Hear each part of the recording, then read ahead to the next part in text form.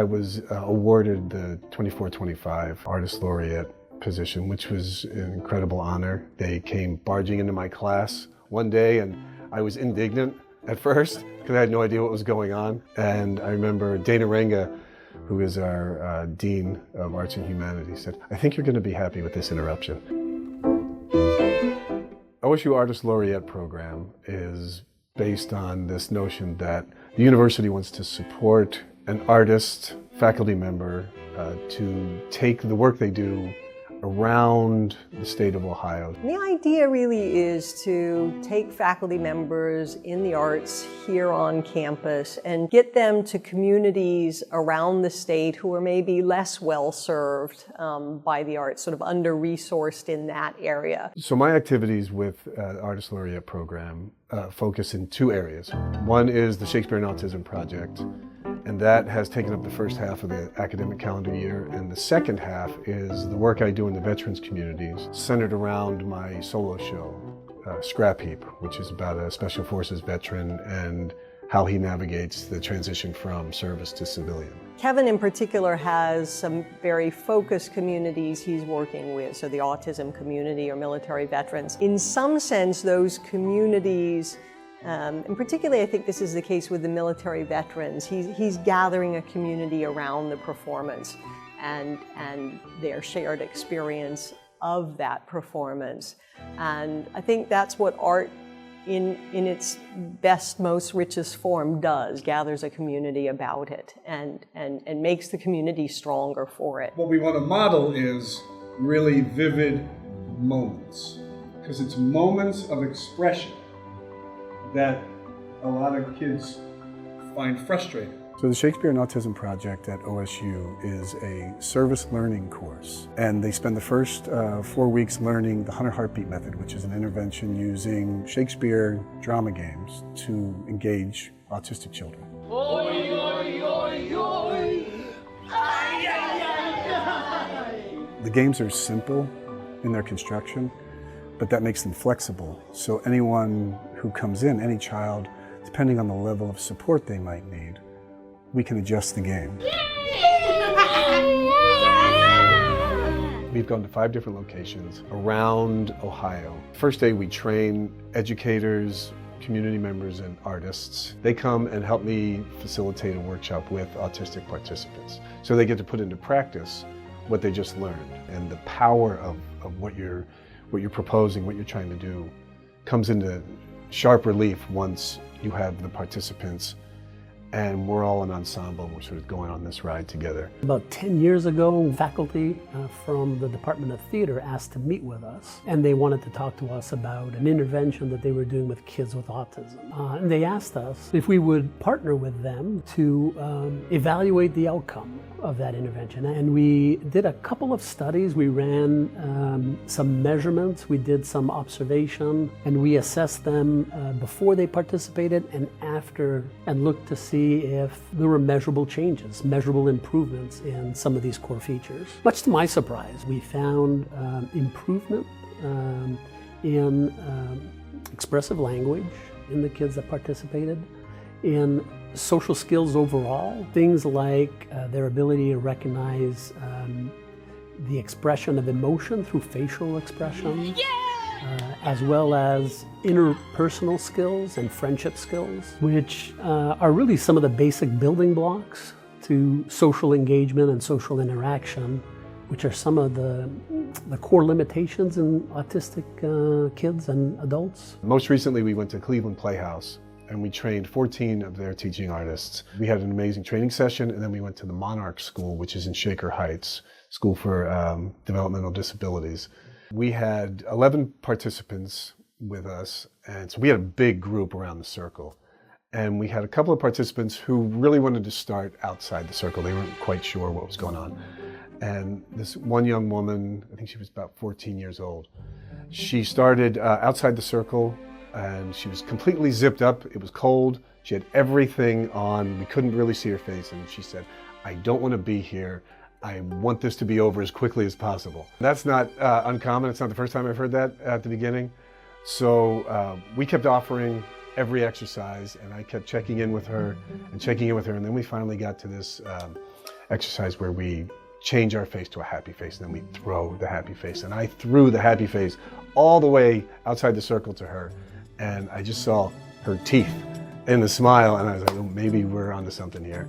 And pretty soon, she unzipped, took off the winter clothing, came into the circle, started playing the game, and then became a leader in the circle with one of her fellow students who happened to be nonverbal. And she essentially shepherded her fellow student through the workshop. So she went from skeptic to zealot in record time. These games target specific deficits. So like eye contact or distance, volume in language, back and forth, or reciprocity. And so through these games, these kids are learning these skills and these abilities in a very playful and very unintimidating setting. When we first met with the people in theater, they would talk a lot about anecdotal observations and anecdotal evidence that the Shakespeare and Autism intervention was working, which is helpful. But I think what they understood is that getting a systematic and independent evaluation of the outcomes was really important. And I have a lot of respect for Kevin and my colleagues in the Department of Theater to doing that and to reaching out and partnering with us to do that research piece. Here you go. Pull it out. Where's the shadow? Oh, it's in his shirt. Good job, Tom. For me, it reinforced the richness of blending science or research with arts, whether it's theater, whether it's painting or music. Many of these different media can really lend themselves well with improving wellness, whether it's psychological wellness, medical health, or in our case, kids who have autism. So when you see a transformation like the one we saw at the Monarch School, it's mostly humbling, first of all, because you're walking into someone's community and they don't know who you are, and you're asking them to trust you. And it's really an exercise in empathy and being willing to meet everyone where they are, not just the autistic participants, but your fellow teaching artists, because everyone's coming in with their own frames of reference. And so what it feels like to me when I have these experiences is not only does it confirm the power of the arts and the power of bearing witness and communalizing and inclusion and storytelling, it really gives me the fuel to continue the work and to feel incredibly fortunate to have been brought into this work and to be able to have the opportunity to continue to facilitate it, to grow. He has this creative mind where he's always on. He's always thinking of how we can adapt this, how we can expand it, how we can take it further, and always in the spirit of a true professor, training other students, theater students, other people who will then really multiply it. I am alone in my thoughts, no longer the person I once was. I have nightmares, flashbacks. I am someone's cliche. The second part of the Artist Laureate program is the work I do with the veterans community, and it's all based on this solo show that I created. It's called Scrap Heap, which is about a friend of mine who is a Special Forces veteran, and it's about his story transitioning from service to civilian. And it also interrogates what our responsibility is as a community when a service member comes back from being deployed and doing their job. Playwrights and authors have been dealing with the issues of veterans in combat since the Greeks. And I think it's only in the post-Vietnam era that we brought it to the stage with the specific intent of addressing these issues for veterans rather than just having it be a good performance. The Scrap Heap is a very powerful play. Mud from the ground he walked before he became one who killed. They believe he suffers a soul death until he is cleansed, and his people welcome him back. It's a way to address very complex psychological issues that we know now are present in every single war that we've ever fought. You ever been tortured? You ever been shot at? I mean, besides, Call of Duty? Have you ever successfully detected an IED? Have you ever failed to detect an IED? When we go to a community, we give them the option of the filmed version, a screening of the filmed version of Scrap Heap, or a sort of stripped down live version of the show. Well, there's really three audiences that Scrap Heap can address, maybe more, but the three I'm aware of are veterans themselves who could attend. The second audience would be family members who may not understand what their veteran is going through, and that this play can bring home to them why their veteran is feeling the way he or she is feeling. And then third audience would be just the civilian population of the United States, who can gain more context beyond the typical Hollywood portrayal of PTSD crazed veterans as shooting up people in parking lots or what so forth. The real heartbeat, the real gold in these events is the community conversation that happens afterwards. And the community conversation after each screening or performance is led by veterans from that particular community. I'm part of the talkback, but only to answer questions about the show. I think the panel brings home to the theater goers the larger context, the fact that most veterans don't suffer from PTSD, or they have short-term combat operational stress syndrome. I had it. You have nightmares, they go away over time, and that's the end of it. They also find out that most veterans are very proud of their service and what they did in uniform.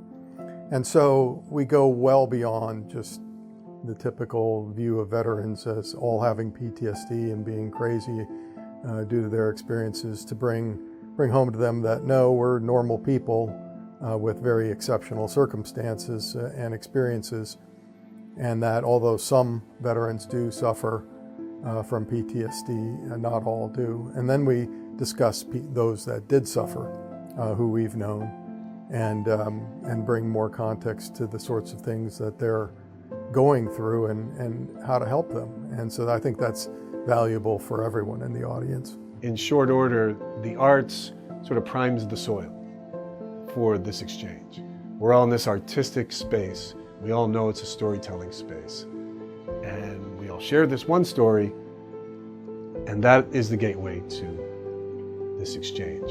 And that exchange has time and again been startling in how people are willing to share. The best way for veterans to discuss their PTSD is by discussing with other veterans. And this is the other thing we bring home in the post-theater panel for veterans in the audience. If they haven't reached out to their fellow veterans through the American Legion or VFW or the VA or whatever, they should do so, because that's the best way to examine the feelings you're having, is to discuss it with people who've been there. People in general who are engaged in the arts experience lots of benefits for their active making. But even people who are more passive audience members for arts performances, say, report a higher sense of well-being, a higher sense of satisfaction with their lives. It's not a panacea, to be sure, but I think the arts really do bring a lot of long-term benefits, and we want to share that to folks around the state. Ohio State University, it's obviously a huge institution, right, with all kinds of things going on, all kinds of interests and commitments, and it can feel overwhelming sometimes. But when you have something like the Artist Laureate program that racks the focus to an individual artist who is doing specific work in communities, it then puts it under a microscope. It puts the power of the arts under a microscope in a really, really productive and effective way. Kevin every year asks me to come and do this Autism 101 lecture for his students, who are then going to deliver the Shakespeare and Autism sessions throughout the semester, and he could do that as well as me. He is so knowledgeable and has developed such a strong affinity to interact with the kids. What we want to model is really vivid moments, because it's moments of expression that a lot of kids find frustrating. He is obviously a very talented artist, actor. But what I've come to realize is that he is so well-rounded. I mean, he understands and knows autism as well as I and many of my colleagues do. He has been very engaged and I'd say invested not only in his profession in terms of the theater aspects, but in understanding autism and relating with these kids. He is a great artist, a great actor. He has produced some wonderful literature, and his academic credentials are well deserved. There are actually 2,280 military veterans or military connected students at Ohio State, about 3.4% of the total student population, which is greater than the percentage of military personnel and veterans in American society as a whole. His work directly addresses what some of them go through. And therefore, I think it's appropriate that we honor that sort of intellectual discourse. To stand behind the military that you sent, and you sent, and you sent. The Artist Laureate program has so many people involved in it.